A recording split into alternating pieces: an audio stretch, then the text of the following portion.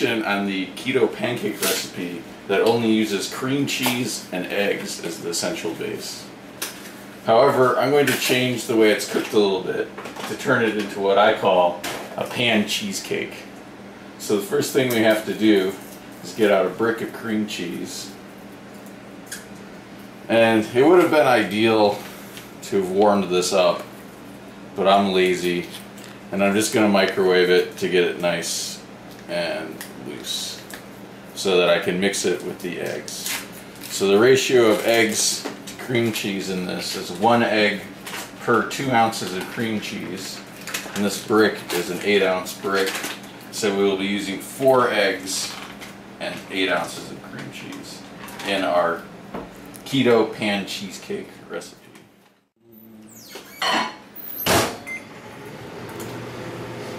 Just warming it up. This is really not ideal. Now the cream cheese has been softened. We can then crack the eggs in, and this is the base of the mixture.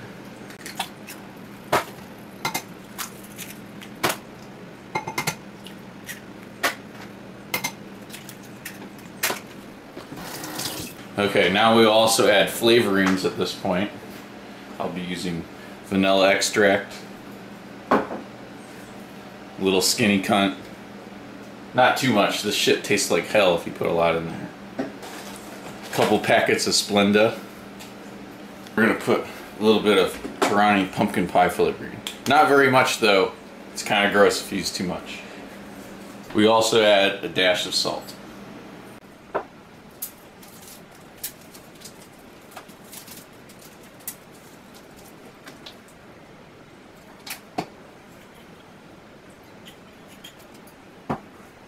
And I'm going to measure the Torani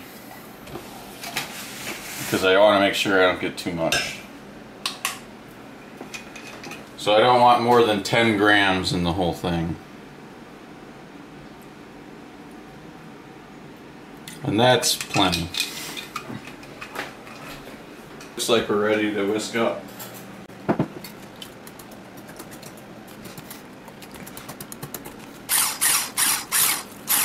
Oh! I actually realized I forgot one very important ingredient. This is the ingredient that will fake it like a pancake. Ceylon cinnamon. You can use other cinnamons. This one is has some nice effects. Pretty tasty. Just gonna add kind of a random amount. I don't like too much of that stuff in my keto pan cheesecake, although some people might like to load it up.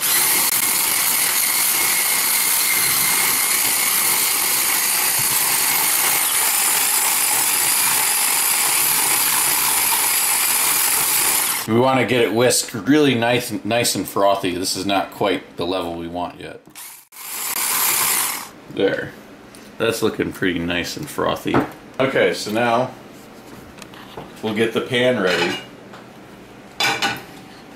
And the crucial thing here is to use lots of butter. Now we'll weigh out the butter just so we have an idea how many calories we're using.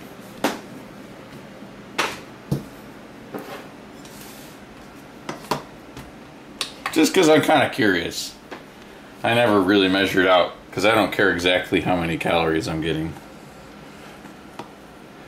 That's probably a decent amount. Although I'd like a little bit more. I guess we could do 42 grams would be 300 calories worth of butter. There we go. And we'll make sure we finish this off. Can't let any butter go to waste. And we'll get the butter nice and melted. Look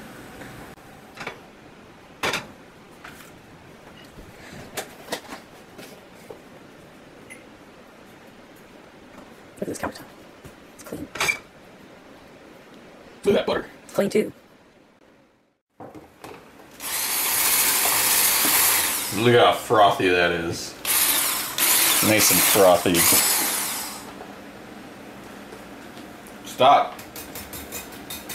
Okay, now that it's nice and frothy and the butter is starting to warm up, it's getting bubbly. I can pour in. Just fill the pan up.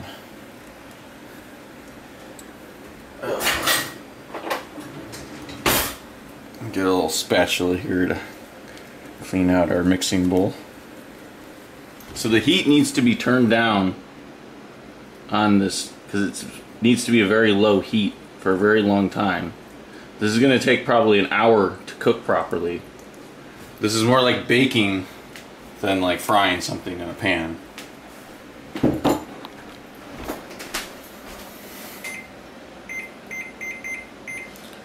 That's not a strict timer, that's just to let me know how long it's been in the pan. I'm also going to cover the pan while it is cooking. Heat real low. Fluffing up a little bit. About 9 minutes in. So almost 20 minutes in. Heat still very low. And I'm going to get some of the condensation off of the lid so that the cheesecake can dry out a bit. As you can see, it's getting very fluffy and starting to puff up in the middle, which might mean I actually need to turn the heat down slightly.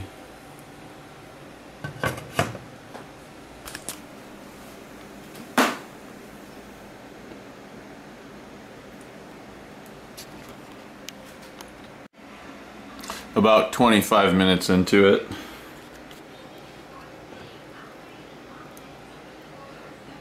Might need to turn the heat back up again slightly. This is the trick with these guys, is getting the heat just right. So this is just a couple minutes later, and you can see that the butter around the edge of the Keto pan cheesecake is becoming somewhat brown and golden, and you can see that that the whole thing is somewhat solidified, so that's a good sign. As it gets more solidified and the edges become more browned, then we'll begin to be able to do the very difficult flipping process. So we're about 40 minutes into the baking process, and we have a nicely fluffed up pan cheesecake occurring. And take the top off. Nice and fluffy. As you can see, it's getting golden around the edges. Probably we need to flip soon.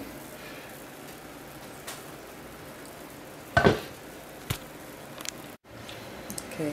So right now I'm just testing the integrity of the pan cheesecake. Seems pretty solid. The trick with these is always to not burn them. It's very tricky, but this makes a very delicious treat, so it's worth the effort. And judging by the amount of brown on the edges, probably need to flip this soon or we're going to risk burning. Yeah, you can see underneath there starting to get nice and golden. So I'm letting it cook for a moment without the lid on in order to help some of the moisture leave the pan cheesecake now that it has more fully solidified and the eggs have set. Okay, it's just about ready to flip, so I'm going to chance it now. This is a complex flipping process, so obviously I can't use this spatula to flip it. Maybe if I had an extra wide spatula or one of those types of things, I might be able to get away with it there. But this is the trick I've been using lately. It's just to get it out onto a plate. Look at all that butter in the pan. Sometimes I add extra butter into the pan when I flip it, but it looks like I used plenty of butter in the first place this time. Butter. So now I'm just gonna let the pan cheesecake cool for a second, because you'll see why in a moment. I guess I might as well add a little more butter to the pan anyways. Who doesn't like a little more butter?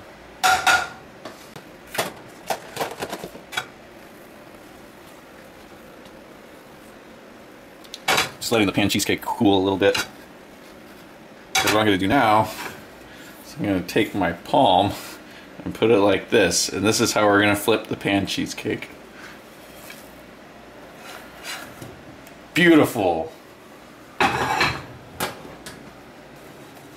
Beautiful.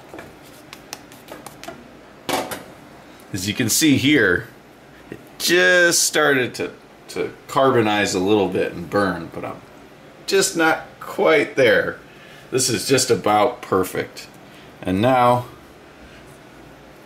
go back up to the timer. We have about 13 minutes left. The timer's gone off, and now it's time to cool the cheesecake down. We plan to put whipped cream and berries on top of this once it's cooled down. So we'll put it in the freezer for about 30 minutes. The pan cheesecake is coming out of the freezer. I picked off the slightly burnt spot because I'm a picky little bitch that way. We've prepared a full cup whipped of heavy whipping cream.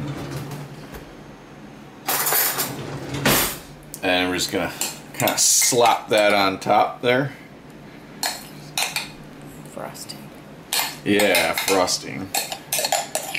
I could even imagine cooking up you know, about 3 or 4 of these pan cheesecakes and then putting some cream cheese frosting in between them or something like that. That'd be pretty tasty. Yeah.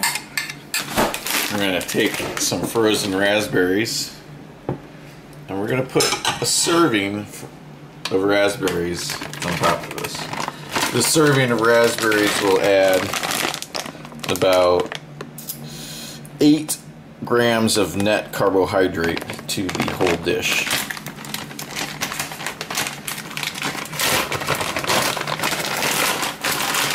Looks like a cookie. I know, a delicious cookie. It's a healthy cookie.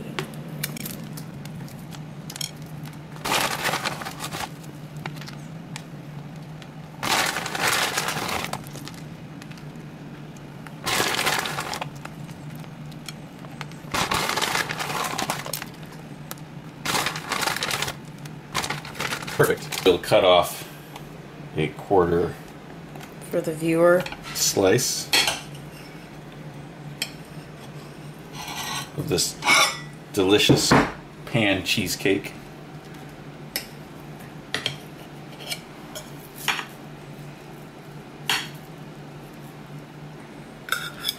That slice doesn't have very much fruit though. It needs more fruit.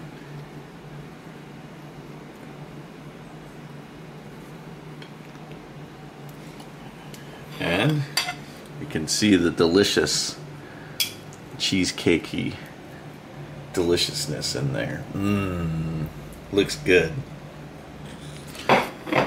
And I'll just try some of this real quick myself.